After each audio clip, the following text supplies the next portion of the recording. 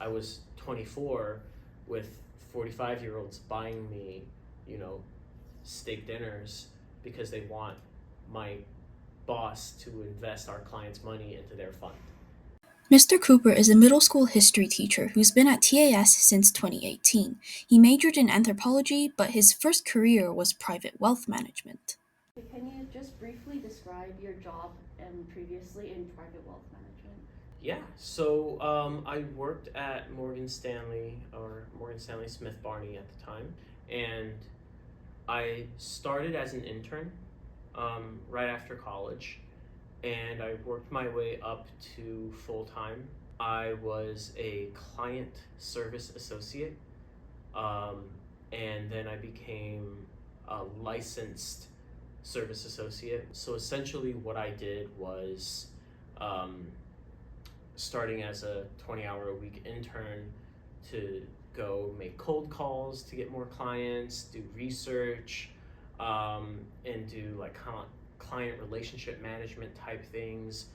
And then as I moved to full-time, it became more and more of an analyst role where I was creating reports based on investment information. I was contacting funds and doing a little research, but mostly it was sort of managing client relationships and reports and things like that. You said that you started as an intern right after college. Mm-hmm. So was it like your first kind of job? Sort of. I had other internships as well, and at the same time that I was doing my 20-hour-a-week internship with Morgan Stanley, I was also doing 20 hours a week for a nonprofit education organization.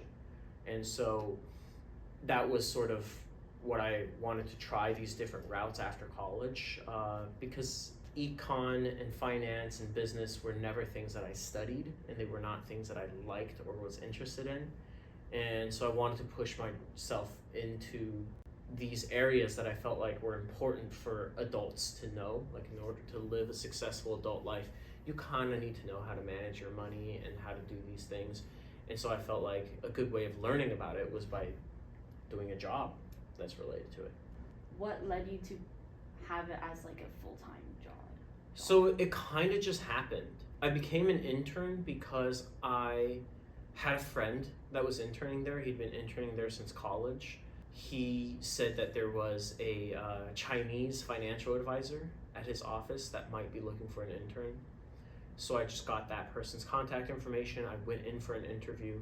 Turns out she's from Taiwan, and majority of her clients were either Taiwanese or Chinese, and she really needed someone who could not only speak Mandarin, but could read and write as well. Even one of her largest clients was a really wealthy person from Taiwan that preferred to speak Taiwanese. And so I was able to speak Taiwanese with that person. So that's how I got in. With no prior experience in the field, I got in because of my language skills. And that's something I think very important for TAS kids to remember. From that, because I did a good job and my financial advisor really liked me, she wanted me to go full-time, and I ended up going full-time for a different team. So for not for that original advisor, but for a different team. They needed an analyst full-time, and so I joined that team. That was the private wealth management. So wealth management in general is about managing, as it says, managing people's wealth. What it essentially is we help you come up with an investment strategy.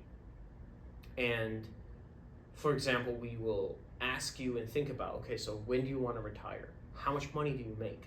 Like, what kind of goals do you need to have? How much money do you want to have when you retire? What about kids? And how will you pay for your children's education? Things like that are all aspects of what wealth management is. But for what we did, it was a little bit more comprehensive. And the difference between wealth management and private wealth management at my company, at least, was just money, the amount that you have invested. So the more you have invested, if you have above $5 million, then you're eligible for private wealth management. So what we would do, because we had fewer clients, but the clients had more money, what we would do is we would do more comprehensive wealth planning.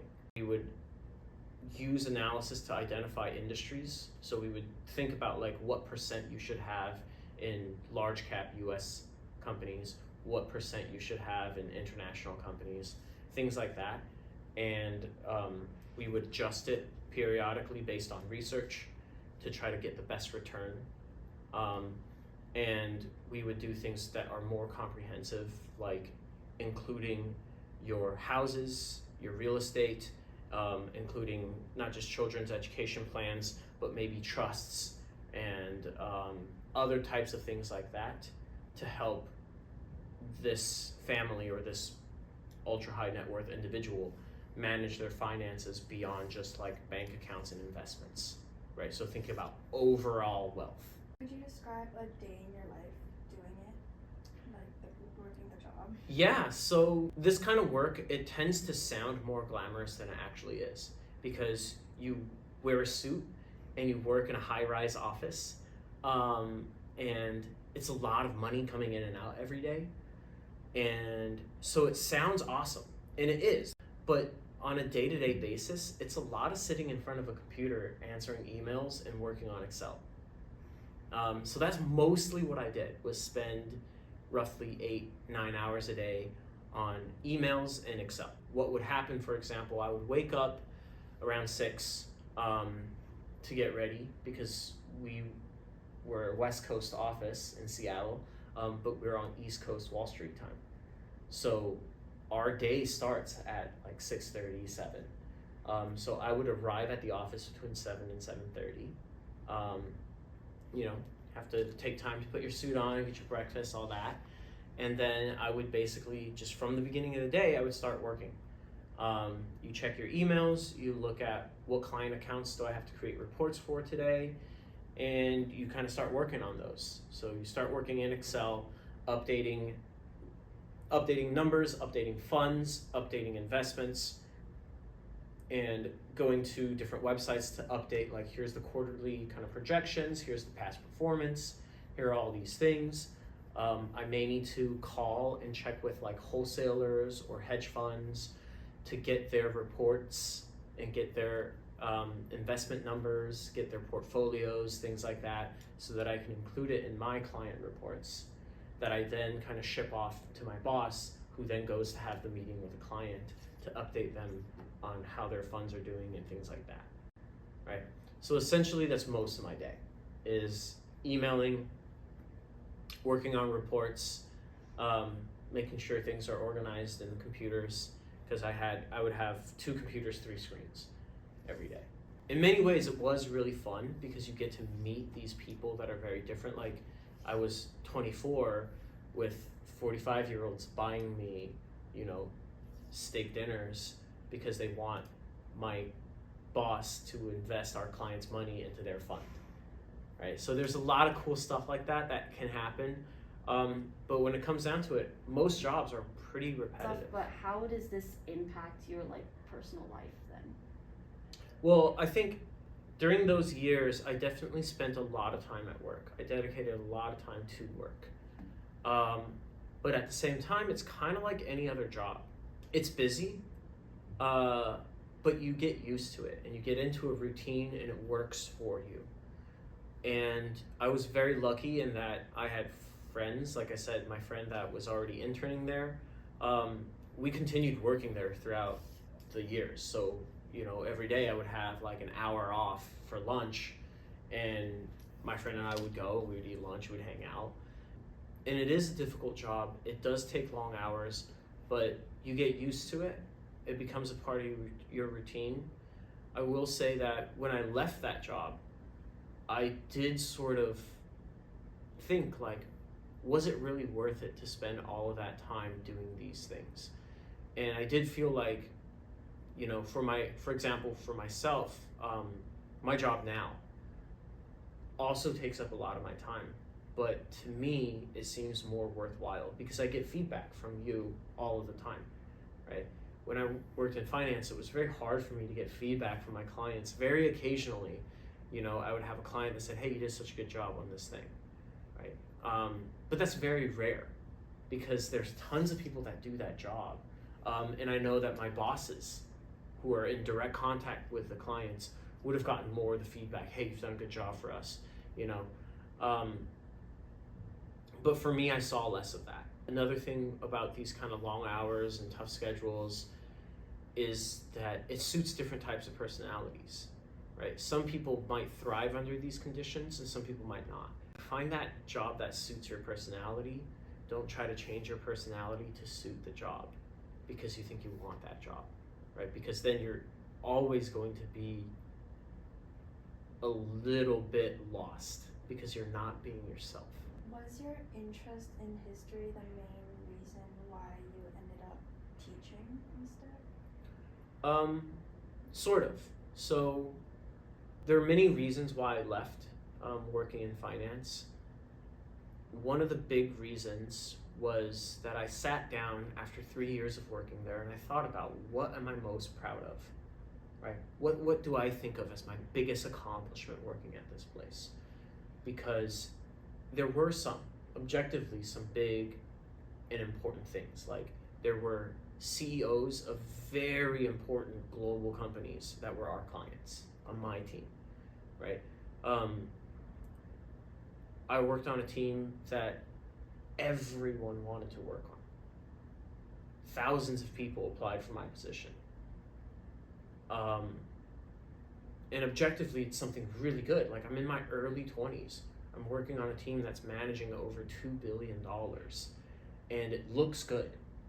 And people are like, wow, you've got a great career ahead of you, all of these things. I passed the licensing exams that only less than 50% of people pass the first time. And I have no background in the business and I was able to pass those. I'm supposed to be very proud of those things, and I am. But the thing that I was most proud of was one incident when I was still an intern, where there was a financial advisor who was Israeli, and I was helping her, just walking by. She said, "Hey, can you help me with this thing with my email?" I helped her, and then all of a sudden she kind of turned to me and she said, "Hey, so you and your financial advisor, you guys are Chinese, Taiwanese. Most of your clients are Chinese, Taiwanese. I'm Jewish. Most of my clients are Jewish. And I know that for us, in our ethnic groups, like Jewish people," she said, "for us, when we want a doctor, we want a Jewish doctor. When we want a lawyer, we want a Jewish lawyer. We want a Jewish financial advisor. And I know that you Chinese, Taiwanese people are kind of the same way." And she says, "Why aren't black people like that?" She just kind of asked, "Why aren't American black people like that?" And so I sort of explained to her the history of African Americans in America and the system that was created particularly to make sure that black people were divided and that African Americans trust the American, especially white American system more than they trust each other. Whereas these other immigrant groups did not have that history, and so they don't behave or think that way. And I changed her mind. She said, "Oh, wow, I didn't know this. I'm going to think about things differently from now on." And I realized if in 3 years of working there and having all of these accomplishments that people tell me I'm supposed to be proud of, but the thing that I'm actually most proud of is this one little interaction about history, I need to go and be a history teacher. That this isn't the job for me. This isn't the thing that will bring me the most satisfaction in my life. I need to go be a history teacher.